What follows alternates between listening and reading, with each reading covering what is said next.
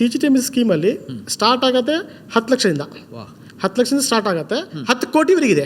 ಇವಾಗ ಸರ್ಕಾರ ಸಪೋರ್ಟ್ ಮಾಡ್ತಿದೆ. ಸರ್, ಇವಾಗ ಒಂದು ಬಿಸ್ನೆಸ್ ಅನ್ನ ಮುದ್ರಾ ಲೋನ್ ತಗೊಂಡು ಆರಂಭಿಸಿ, ಸೊ ಅದು ಸಕ್ಸಸ್ ಆಗ್ತಾ ಇದ್ದಂಗೆ ಮತ್ತಷ್ಟು ಅದನ್ನ ಸ್ಕೇಲ್ ಅಪ್ ಮಾಡಬೇಕು ಅಂತ ಹೇಳಿ ಬಂದಾಗ ಹಣ ಬೇಕೇ ಬೇಕಾಗುತ್ತೆ. ಆಗ CGTMSE ಗೆ ಅಪ್ಲೈ ಮಾಡಬಹುದು. ಹೌದು ಅಲ್ವಾ? ಇಲ್ಲಿ ನೋಡಿ, ಸರ್ಕಾರ ಫಲಾನುಭವಿಗೆ ಸ್ಟಾರ್ಟಿಂಗ್ ಅಲ್ಲಿ ಮುದ್ರಾದಲ್ಲಿ ಒಂದು 10 ಲಕ್ಷ ಕೊಟ್ಟು ಬಿಡ್ತಾ ಇಲ್ಲ. ಹೌದು, ಅವರನ್ನ ಅಪ್ ಟು 10 ಕೋಟಿವರೆಗೆ ಅವರಿಗೆ ಎಳಿತಾ ಇದೆ. ಸೊ ಪ್ರತಿಯೊಂದು ಹಂತದಲ್ಲಿ ಸರ್ಕಾರವನ್ನು ಸಪೋರ್ಟ್ ಮಾಡ್ತಾ ಇದೆ. ಬಟ್ ಇದನ್ನು ನೋಡಿ, ಇದನ್ನು ಯುಟಿಲೈಸ್ ಮಾಡ್ಕೊಂಡ್ರೆ ಅವ್ರಿಗೆ ತುಂಬ ಚೆನ್ನಾಗಿರುತ್ತೆ. ಸೊ ಇದಕ್ಕೆ ಬೇಕಾಗಿರುವಂತ ಅರ್ಹತೆ ಹಂಗೆ ಅದೇನೇ ಆಗಿದ್ರೆ ಇಲ್ಲಿ ಕೇಳಿ, ಈ ಪರ್ಟಿಕ್ಯುಲರ್ ಈ ಎಕ್ಸಿಸ್ಟಿಂಗ್ ಬಿಸ್ನೆಸ್ ಇರೋರಿಗೆ, ಈ ಕೆಲವರು ಬರ್ತಾರೆ, ಮ್ಯಾನುಫ್ಯಾಕ್ಚರಿಂಗ್ ಮಾಡಿರ್ತಾರೆ, ಇದರಲ್ಲಿ ಟ್ರೇಡಿಂಗ್ ಕೂಡ ಬರ್ತಾರೆ, ಟ್ರೇಡಿಂಗ್ ಆಕ್ಟಿವಿಟಿ ಕೂಡ ಬರುತ್ತೆ. ಓಕೆ, ಅವ್ರ ಟರ್ನ್ ಓವರ್ ಮೇಲೆ 25% ಆಗುತ್ತೆ. ಸಪೋಸ್ 4 ಕೋಟಿ ಟರ್ನ್ ಓವರ್ ಇದೆ, 1 ಕೋಟಿ ಲೋನ್ ಈಸಿಯಾಗಿ ತಗೊಳ್ಬೋದು. ಸಪೋಸ್ ಆ ಫಲಾನುಭವಿಯಲ್ಲಿ ಬೇರೆ ಬ್ಯಾಂಕಲ್ಲಿ 1-2 ಕೋಟಿ ಲೋನ್ ಇದೆ. ಓಕೆ, ಇಲ್ಲಿ ಅವ್ರಿಗೆ 4 ಕೋಟಿ ಟರ್ನ್ ಓವರ್ ಬರ್ತಾ ಇದೆ. ಸೊ ಈ 4 ಕೋಟಿ ಪ್ಲಸ್ 2 ಕೋಟಿ ಅದನ್ನು ಟೇಕ್ ಓವರ್ ಕೂಡ ಮಾಡ್ಬೋದು.